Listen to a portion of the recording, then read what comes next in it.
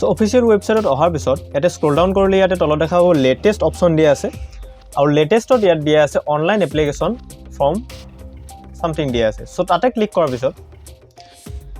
আমি এইটো পেজত আহি যাম য'ত আমি online application form for the post of grade 3 and grade 4 so ইয়াতে দেখা হৈছে click here to apply so ইয়াতে এপ্লাই কৰিম আমি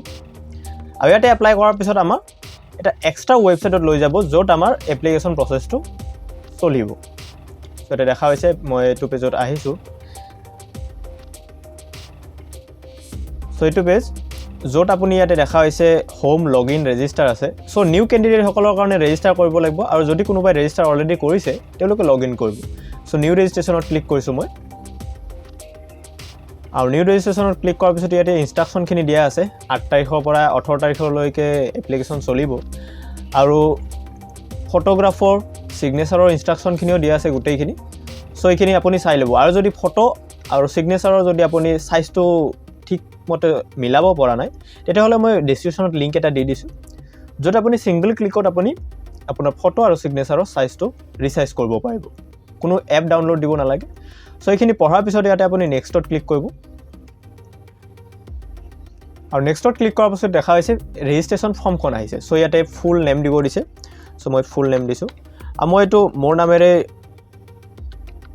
এপ্লিকেশ্যনটো কৰিছোঁ যাতে মই আপোনালোকক বুজাওতে সহজ হয়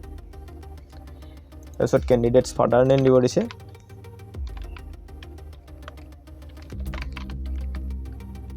কেণ্ডিডেটছ মাদাৰ নেম সো ভিডিঅ'টো লাহে লাহে মই কৈ ফৰ্মখন ফিল আপ কৰি গৈ আছোঁ যাতে আপোনালোকৰ নিজৰ ফৰ্মখন ফিল আপ কৰোঁতে কোনো অসুবিধা নহয় আৰু আপোনালোকে যদি ভালদৰে ফৰ্মখন ফিল আপ কৰিব বিচাৰিছে তেতিয়াহ'লে ভিডিঅ'টো সম্পূৰ্ণলৈকে চাব আৰু লাহে লাহে চাব আৰু যদি আপোনাৰ অসুবিধা হয় আপুনি পজ কৰিও ফৰ্মখন ফিল আপ কৰিব পাৰে তাৰপিছত ডেট অফ বাৰ্থটো সিলেক্ট কৰাৰ পিছত ইয়াতে জেণ্ডাৰ সিলেক্ট কৰিছোঁ তাৰপিছত এড্ৰেছ লাইন সো এড্ৰেছ আপুনি গোটেইখিনিয়ে ফিল আপ কৰিব যাতে পিছলৈ কোনো ভেজাল নাহে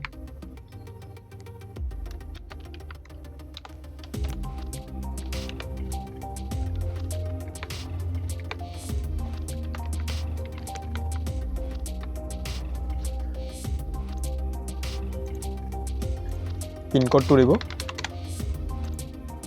তাৰপিছত ইয়াতে মোবাইল নম্বৰ দিব দিছে আৰু মোবাইল নম্বৰ পিছত দিয়াৰ পিছত আপুনি সেইটো ভেৰিফাই কৰিব লাগিব মই মোবাইল নম্বৰটো দিছোঁ আৰু দিয়াৰ পিছত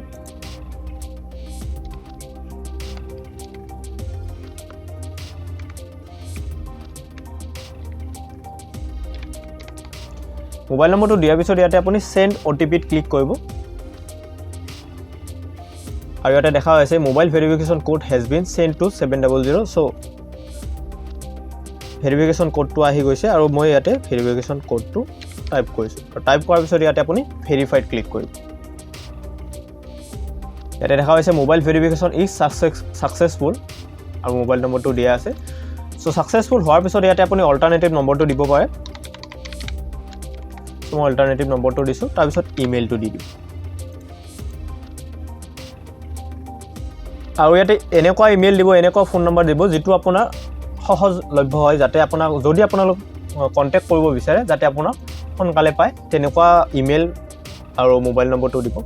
সো আইডেন্টিফিকেশ্যন মাৰ্ক দিব দিছে আপোনাৰ আইডেন্টিফিকেশ্যন মাৰ্ক কি আছে শৰীৰত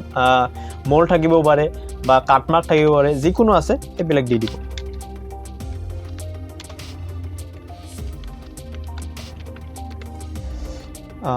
এটা দিলে হ'ব কি জানি যদি এটা দিলে নহয় দুটা দিব লাগিব সো মই এটা দিলো প্ৰথমতে তাৰপিছত ক্যাটাগৰী অফ ক্যান্ডিডেট দিব এতে মই OBC সিলেক্ট কৰিছো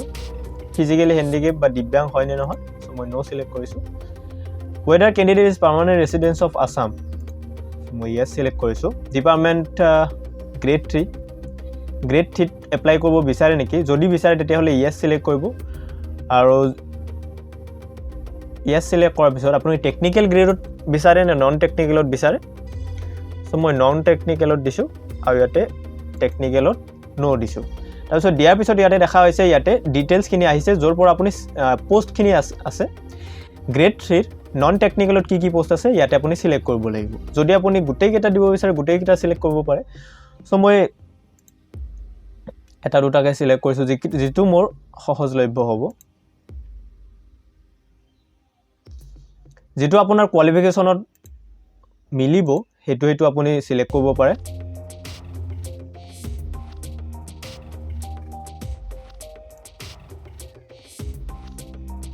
সো মই ইয়াতে একাউন্ট এসিস্ট্যান্টটো আনটিক কৰি দিছো সো যিখিনি আপোনাৰ কোৱালিফিকেশনৰ লগত মিলে হেখিনি আপুনি ইয়াতে টিক মাৰ্ক দি দিও আৰু যদি আপুনি টেকনিক্যালত হয় টেকনিক্যালত ইয়েস দিব ইয়েস দিয়াৰ লগে লগে আপোনাৰ ইয়াতে টেকনিক্যালৰ লিষ্টটো আহি যাব তাৰ পিছত ডিপাৰ্টমেন্ট গ্ৰেড 3 ইয়াতো দিছে ডিপাৰ্টমেন্ট DHS গ্ৰেড 3 ইয়াতে আছিল DME সৰি হয় এটো আছিল DHS আৰু এটো আছিল DME সো DME গল এটা DHS ৰ বিচাৰ নেকি সো মই ইয়াতে ইয়েস সিলেক্ট কৰিছো আৰু ইয়াতে টেকনিক্যালত নো সিলেক্ট কৰিছো আৰু নন টেকনিক্যালত ইয়েস সিলেক্ট কৰিছো আৰু ইয়াতে ইয়েস সিলেক্ট কৰাৰ পিছত ইয়াতে দেখা হৈছে ইয়াতে পোষ্টৰ লিষ্টটো আহি গৈছে সো ইয়াৰে পৰা আপুনি সিলেক্ট কৰিব পাৰে টিক মাৰ্ক দি দিব পাৰে যেটো আপোনাৰ এপ্লাই কৰিব বিচাৰে সো মই এইখিনিয়ে দিলো তাৰ পিছত স্ক্ৰল ডাউন কৰিলে ইয়াতে দেখা হৈছে আকৌ DHSFW গ্ৰেড 3 সো ইয়াতে মই ইয়েস সিলেক্ট কৰিছো নন টেকনিক্যাল টেকনিক্যালত নো সিলেক্ট কৰিছো নন টেকনিক্যালত ইয়েস সিলেক্ট কৰিছো ইয়াতে দেখা হৈছে LDA আৰু স্টেনো টাইপিষ্ট আছে সো মই LDA টো সিলেক্ট কৰিছো তাৰ পিছত ইবাৰ আছে আয়ুষৰ গ্ৰেড 3 সো ইয়াতেও মই ইয়েস সিলেক্ট কৰিছো টেকনিক্যালত নো নন টেকনিক্যালত ইয়েস সো ভিডিওটো সম্পূৰ্ণকৈ চাব হেখলৈকে চাব যাতে আপুনি গুটেইখিনি প্ৰসেছটো দেখা পায় সো নন টেকনিক্যালত ইয়েস সিলেক্ট কৰাৰ পিছত ইয়াতে দেখা হৈছে পোষ্ট বিলাক আহি গৈছে সো ইয়াৰে পৰা আকৌ মই পোষ্ট বিলাক টিক কৰি দিছো যিখিনি মই কৰিব পাৰি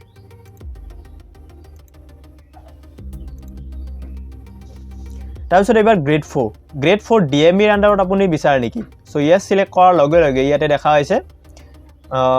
লিষ্ট আহি গৈছে সো ইয়াৰে পৰা লিষ্টত আপুনি টিক মাৰ্ক দি দিব যেটো আপুনি এপ্লাই কৰিব বিচাৰে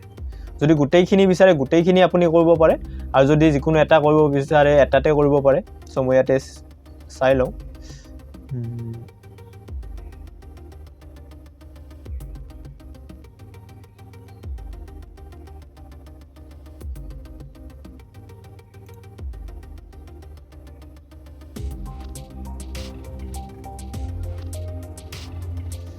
তাৰপিছত DHS ৰ আপুনি দিব বিচাৰে নেকি সো ইয়েস সিলেক্ট কৰাৰ পিছত ইয়াতে দেখা হৈছে আহি গৈছে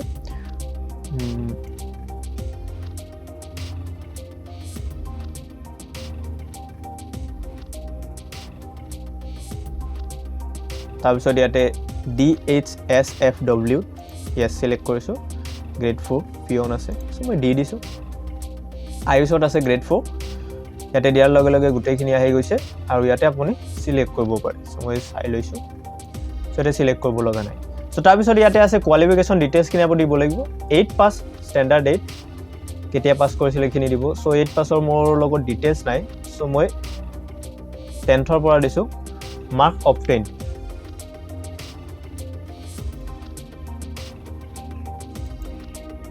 সো এখিনি মই ফাস্ট ফৰৱাৰ্ড কৰি মই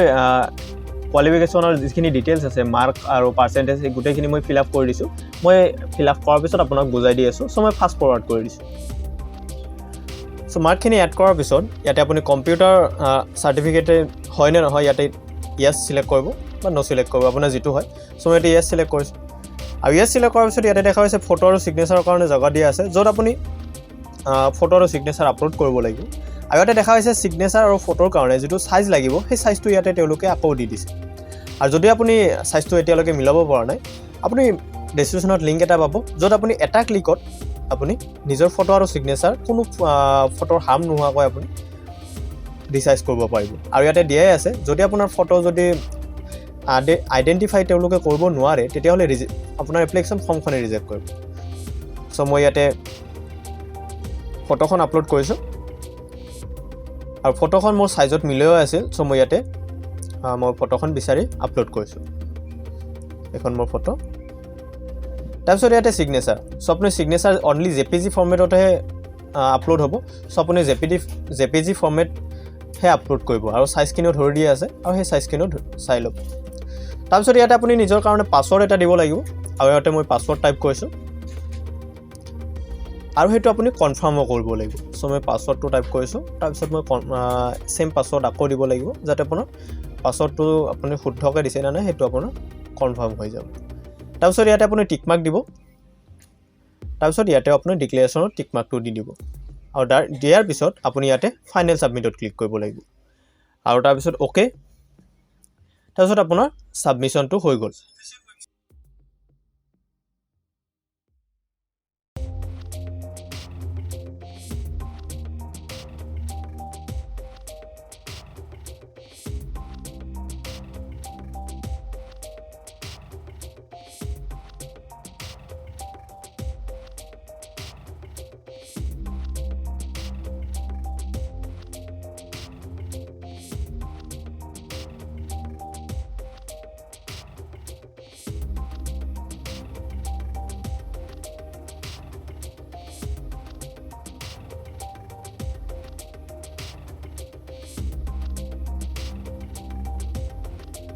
আৰু লগইন কৰাৰ লগে লগে দেখা পাইছে আমাক এইটো পেজত পঠিয়াই দিছে য'ত মোৰ হোম আছে এপ্লিকেশ্যন প্ৰিণ্ট আছে লগ আউট আছে আৰু ইয়াতে application number name date of birth mobile number email ID এইখিনি আছে চ' যদি কিবা নিউ আপডেট আহে ইয়াতে দিব আৰু ইয়াতে এপ্লিকেশ্যন ৰেজিষ্ট্ৰেশ্যন প্ৰচেছতে আচলতে তেওঁলোকৰ এপ্লিকেশ্যনটো ফৰ্ম ফিল আপ হৈ যায় চ' যাৰ কাৰণে ইয়াতে ভিতৰত অহাৰ পিছত কোনো এপ্লিকেশ্যনৰ ফিল আপৰ কোনো প্ৰচেছ দেখা নাই আপোনালোকে ইয়াতে চ' মই ইয়াতে এপ্লিকেশ্যন প্ৰিণ্টত ক্লিক কৰিছোঁ ক্লিক কৰাৰ পিছত ইয়াতে দেখা পাইছে মোৰ এপ্লিকেশ্যনখন দেখুৱাই দিছে য'ত মই প্ৰিণ্ট কৰিব পাৰিম চ' মই এইটো ছেভ টু PDF কৰিছোঁ আৰু ইয়াতে মই ছেভত ক্লিক কৰাৰ লগে লগে এইটো পেজটো মোৰ ছেভ হৈ যাব আৰু ইয়াতে মই ছেভত ক্লিক কৰিছোঁ আৰু ইয়াতে দেখা পাইছে ছেভ হৈ আছে চ' মই যিটো এপ্লিকেশ্যন ফিল আপ কৰিলোঁ সেই এপ্লিকেশ্যনখন ইয়াতে ছেভ হৈ গ'ল আৰু এইখন ছেভ হোৱাৰ পিছত আপোনাৰ এপ্লিকেশ্যন প্ৰচেছটো কমপ্লিট হৈ গ'ল আৰু আপুনি এপ্লিকেশ্যন ৰিপৰ্টটো একনলেজমেণ্ট ৰিচিপ্টটো আপুনি ভালদৰে ৰাখিব লাগিব আপোনাৰ ফিউচাৰ ৰেফাৰেঞ্চৰ কাৰণে দৰকাৰ হ'ব পাৰে যাৰ কাৰণে আপুনি ৰাখিব লাগিব আৰু ইয়াতে যিখিনি আপুনি পোষ্ট ছিলেক্ট কৰিছে ইয়াতে দেখা পাইছে মই যি পোষ্ট ছিলেক্ট কৰিলোঁ এই গোটেইখিনি ইয়াতে দিয়া আছে DMEৰ আণ্ডাৰত কি ছিলেক্ট কৰিলোঁ DHSৰ আণ্ডাৰত DHSFW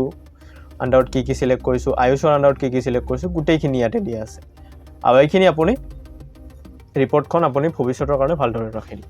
তেনেকৈ আপুনি নিজৰ ফৰ্মখনো ফিল আপ কৰিব পাৰে লগতে বন্ধুবৰ্গৰো ফিল আপ কৰি দিব পাৰে আৰু যদি আপোনালোকে ফৰ্ম ফিল আপত কিবা অসুবিধা পায় কমেণ্ট কৰিব আমি নিশ্চয় আপোনালোকক সহায় কৰিম আৰু আমাৰ অফিচিয়েল ৱেবছাইটত আপোনালোকে যাওক তাতে যিকোনো প্ৰব্লেম আপোনালোকে সলিউশ্যন পাই যাব চ' ফ্ৰেণ্ডছ থেংকছ ফৰ ৱাচিং